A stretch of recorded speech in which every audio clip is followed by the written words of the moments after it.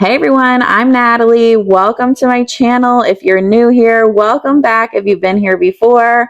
I'm so excited to share today's video. I am doing a Spider-Man themed birthday party for my oldest son, and I'm so excited to take you guys along with me. For this party, I ended up getting a lot of prepared food from Costco, so I'm excited to show you guys everything that I got and what all I did for this party. But first, if you haven't already, I would love it if you guys subscribe to my channel, and if you guys like today's video, I would love it if you gave it a thumbs up. So this is the night before. I just got all the ingredients that I need for the cake put out. So I'm all set to start in the morning. And then also we got our pork ready at night just so it can start marinating. So this is the next morning. I am going to start making the cakes just because I need time for them to cool so I can ice them later on. So I ended up getting the Whole Foods chocolate cake. The grocery store didn't have chocolate cake. My son wanted chocolate cake. So I ended up getting from Whole Foods. I'm not a big fan of how they had me prepare these cake pans. So they wanted you to grease them and flour them. I'm not a fan of flouring the pans for the cake mix. And you'll see later on when I take them out of the oven what I mean. I ate 2 quarts because I can't do it. Yep. Good job. I tried to put my fingers in it.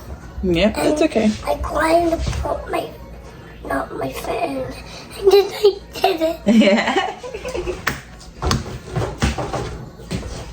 One more? Yep, one more. That? Yep.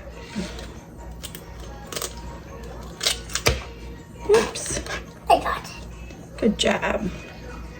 Ooh, there's a little shell on it. And a little shell in it. Oh, that's okay. Got it. Here, let me get something for you. All right, ready? We're going to do 2 of these. Mommy, I put it real close in my shoes. Oh, that's okay. Cool. Thank you. Here you go. Thank you for helping. Put that closer. So how many is that? I'm good. Was that how many? 1. Well, that was 1. Okay. And we need 2. Oops. A little bit more. There you go. 2. How many was that? My son was so cute. He really wanted to help bake the cake.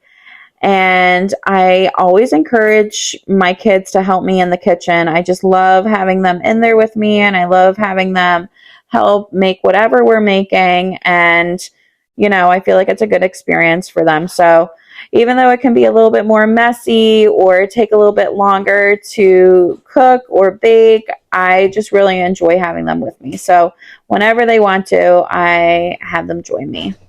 So back to what I was saying earlier, I am not really a big fan of this cake mix. I wasn't a big fan on the flavor or just how it turned out. So I followed the directions. I greased the pan and I used coconut oil. I guess you could use shortening or butter, but I used coconut oil. And then it said to put flour on it. And I'm just not a fan of the flour. There's my son having a little dance party while I was mixing it for the 2 minutes. So it had you flour these, and it said to mix for 2 minutes. And usually that helps like activate the batter to like get it to rise. This cake did not rise. And you'll see here, I'm going to take it out. And the flour is just pretty much sticking to the outside of the cake there. And I didn't like the crispy, like little texture that it had to it. So I'm not a fan of flouring it. I might try this cake again without the flouring of the pan first. But like I said, but I'm not a big chocolate person either. So I don't know if it was just because I don't really like chocolate cake and that's why I just really didn't like it, or if it just really wasn't that great of chocolate cake. But I definitely wouldn't flour it again because I didn't like that edge that it came off with. So the chocolate cake's done. Now I'm just making the vanilla funfetti cake. My husband's downstairs now with my youngest, so the boys are playing with him, and I'm just going to whip this cake up now. So while that's in the oven, I just got together little favors for the birthday party that we're having at the park with some friends.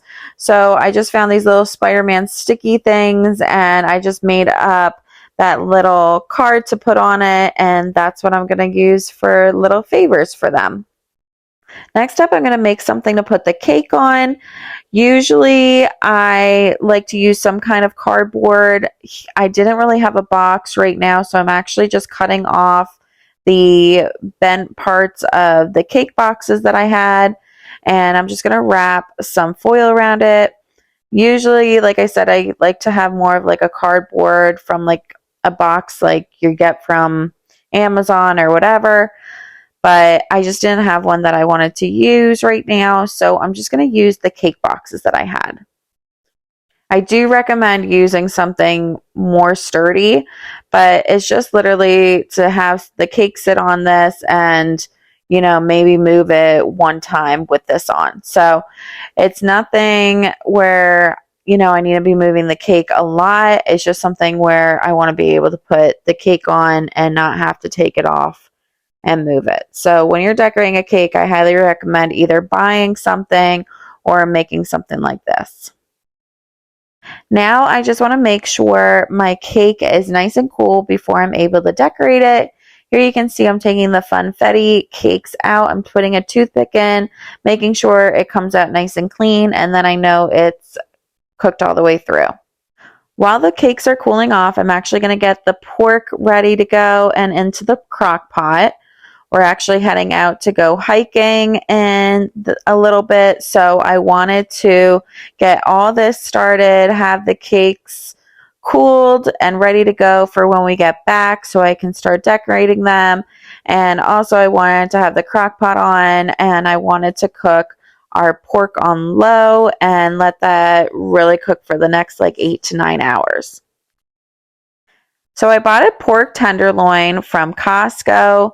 Last night I cut the pork in half, and then now I cut 3 slits on both sides of the pork, and I shoved garlic and rosemary into each one of those slices that I made, and I let that marinate overnight. Now I'm going to get the pork into the crock pot. So I made some pork gravy. I poured half of that in already.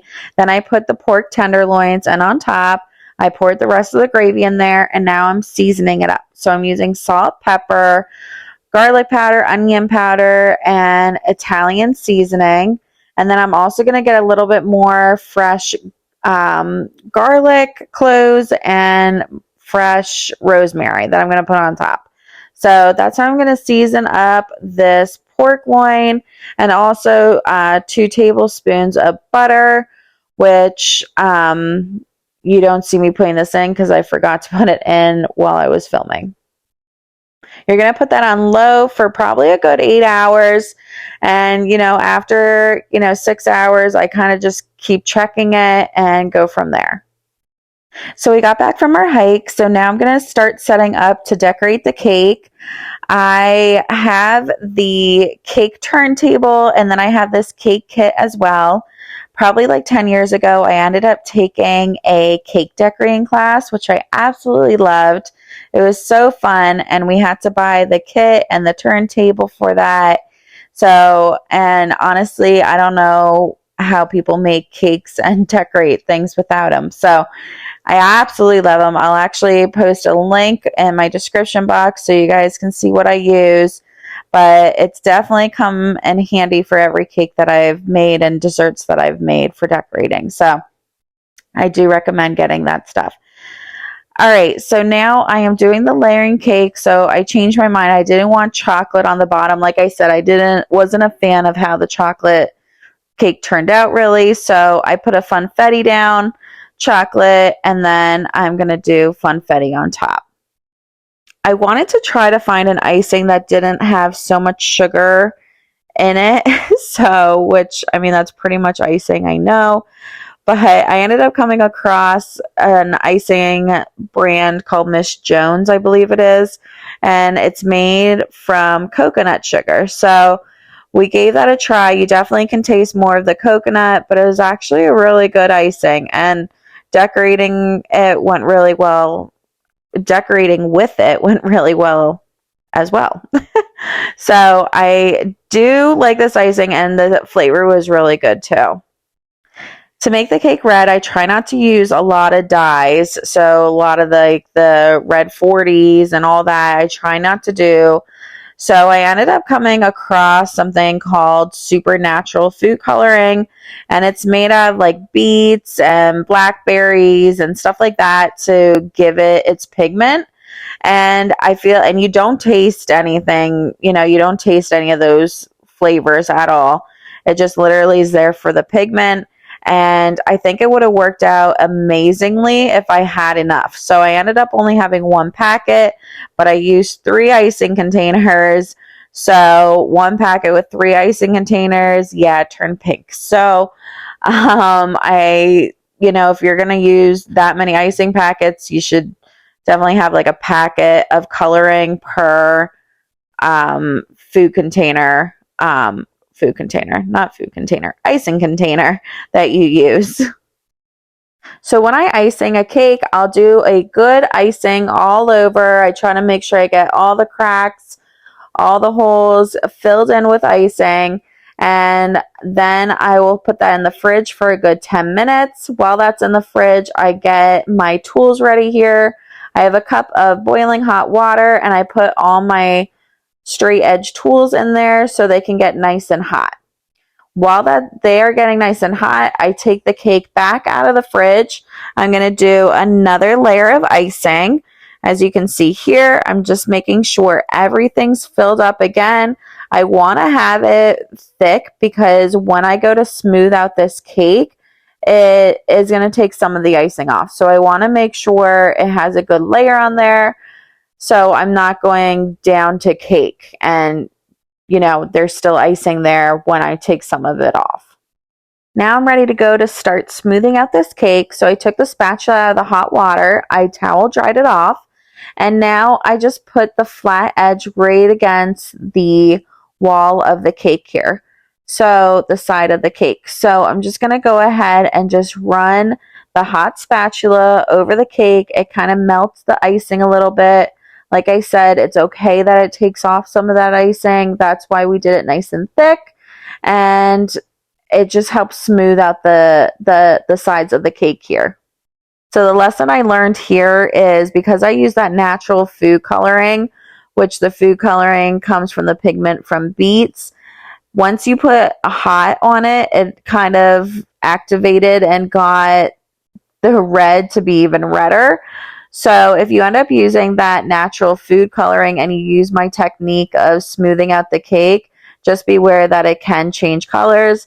I ended up not minding. I actually like the darker red for Spider-Man. So in a way, it was a win-win for me, but it definitely was a shock because I wasn't expecting that. So just a little heads up, if you end up using my smoothing technique and you use the natural dye, the supernatural dye for the icing.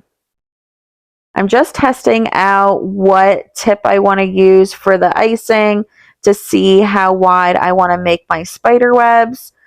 So to make my spider webs, first off, I am going to get the lines indented onto my cake here.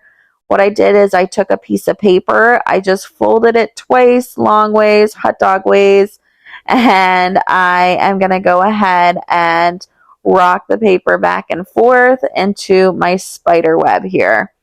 So as you can see here, now I have nice straight lines that I can use and have a guide for making the spider web. As much as I want to believe I can make straight lines and have it turn out, I like having the guidelines and the outline there for me to just follow and trace. I ended up buying this black icing to decorate with pre-made, and it was perfect. You just squeeze the bottle and you're able to, and you can add whatever thickness or whatever type of tip you want on there. Like I just wanted straight lines, so I just figured out which width I wanted for the lines that I'm making here, and you just twist on the cap for it. So these were really nice and handy for decorating the cake. I ended up getting the black, and then I got white for the eyes, and you'll see later on when I do the Spider-Man eyes that I use a wider tip just so I can get the eyes filled in. Here I'm just bringing down the spider web, so from each corner of the spider web from the top of the cake I just drew a line down, and I'm going to go ahead and finish looping up the spider web on the sides of the cake. Next, I'm going to figure out the shape that I want the eyes for Spider-Man. I did this probably 3 or 4 times before I found the shape I really liked. And here's the shape that I really like. What I'm going to do is I'm going to put the paper onto the cake, and I'm going to take a toothpick and I'm going to outline the eyes, just again to have that guideline there for me to fill in and know where I'm going with these eyes. Now that I'm finished doing the outline for the Spider-Man eyes, I'm going to go ahead and take the white decorating tube of icing here and fill them in. So I do like a spiral motion when I am doing the eyes here. I start off with the outline of the eye, and then I just spiral in until it's closed off.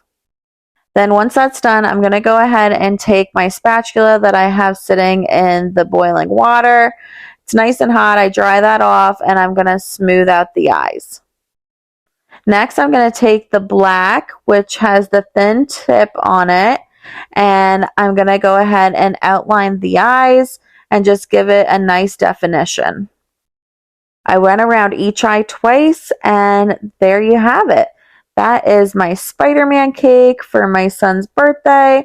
I'm going to go ahead and clean off the excess icing that I have here. As you can see, I'm just going to wipe that, make it nice and clean. And that's it for his Spider-Man cake. I'm really happy with how this turned out, and I'm so excited for him to see it. I'm not letting him see it until his party, so I hope he likes it.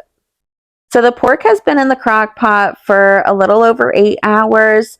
I literally am testing it by sticking a spoon in there. I was going to just take a spoon to just keep basting the meat, just pour some of the liquid over top, and when I saw it, I was like, oh, this looks done. So I stuck the spoon in there, and it literally is falling apart. That's when you know it's done. So I just took a cup full of the juice that's in there ready, and I'm mixing it with another pork gravy packet just to give it more sauce in there, because it does, even though it looks like a lot of liquid, it will dry out and not have that much liquid when you reheat it. So I am adding another one in there, and I'm going to go ahead and shred up this pork. The pork was just falling apart. It was perfect. It was nice and tender, and I almost wish I didn't shred it as much as I did, just because I was reheating it the next day. So next time I think I'll just leave it a little bit more chunky so it has time to like fall apart a little bit more the next day. So now that it's all shredded, I'm just going to go ahead and add some more seasonings to it. I added salt, pepper, Italian seasoning, and onion and garlic powder. I added some more rosemary in there as well. I'm going to go ahead and let this cool down, and I'm going to put that in the fridge overnight. Next up, I'm going to be making some spider webs out of trash bags for some table decor. So I took the side of the trash bag and I brought it to the other side. I cut the top of the trash bag off. Now I'm going to go ahead and have it this way, and I'm going to cut off the side there just because they are still attached. So I'm going to trim that off. And once I trim that off, I'm going to go ahead and take that corner and meet it with the other corner and fold it into another triangle like this. And I'm going to fold that one more time, and then I'm going to fold that into the side once more. Now that I have a triangle shape like this, I'm going to go ahead and put 3 pieces of tape on there. I want to make sure all the edges are together, and the tape will come off in the end. So you're literally just putting that there just to help with cutting your spider web form. So first you're going to trim off that extra little corner piece there. And now you're going to go ahead and make your spider web. So I'm going to do a C shape here at the bottom. This is going to be the corners of your spider web, the outside of the spider web. So you could do a straight line, but I just like the way the C shape looks, like the half moon shape there looks. Next, we're going to go ahead and create the spider web. So you're going to cut from the tape piece to the tape side to the non-tape side. You don't want to go all the way through. You want to stop just a little bit before, and however far you stop is how thick the lines of the spider web is going to be. So what I highlighted in this picture for you. So, and then you can do as thick as you want for the spider web pieces here that are going to be cut out. So that's the thickness. It was about 1 inch that I wanted the pieces to be cut out. So I'm going to go ahead and cut out all the spider web whole pieces that I want to have for the spider web here. For the end piece of the spider web, so the tip of the spider web, I'm doing kind of like a triangle on a diagonal, so that there's still a little bit up there and it kind of comes to a close at the top. And here you can see the spider web shape and why we did the C point all the way at the bottom. So you kind of have the points for the edge of the spider web here. And this is where I put it for the table, and I put it on the kids' table and the other table for sitting as well. It just added a little bit of decor and a little bit of a little fun feature for the Spider-Man theme party. Lastly, I printed out Spider-Man and I cut them out and I put them as weights for the table to help hold the tablecloth, and also just to add a little bit of a fun feature and decor on the table as well. So I'm going to go ahead and finish putting out our appetizers. I like to wait to put the cheese and salami tray out until guests are actually starting to come. I also put an ice pack under it as well, just to help keep it cool. And then we have a couple dips and chips. We have pretzels for our appetizers. Drinks, we have water, sparkling water, some soda, we have beer, some seltzer waters and stuff. So we're definitely stocked up on drinks. And then I'm going to go ahead and show you guys what we're actually having for our main meal. I ended up getting a bag of meatballs from Costco and some sauce, and I put that in the crock pot here to warm up.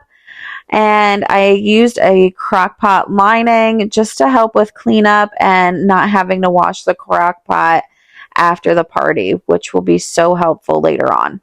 Next, I got Costco's prepared mac and cheese. I threw that in the crock pot to warm up. I forgot to put the lining of the crock pot, so that crock pot's going to be a little bit tougher to clean. And then lastly, we have the shredded pork here. I'm going to add a gravy packet to this still, and then that's going to be finished too. So for dinner, we have shredded pork sandwiches, we have meatball subs, we have mac and cheese as a side, coleslaw, and Caesar salad for our main dinner meal then.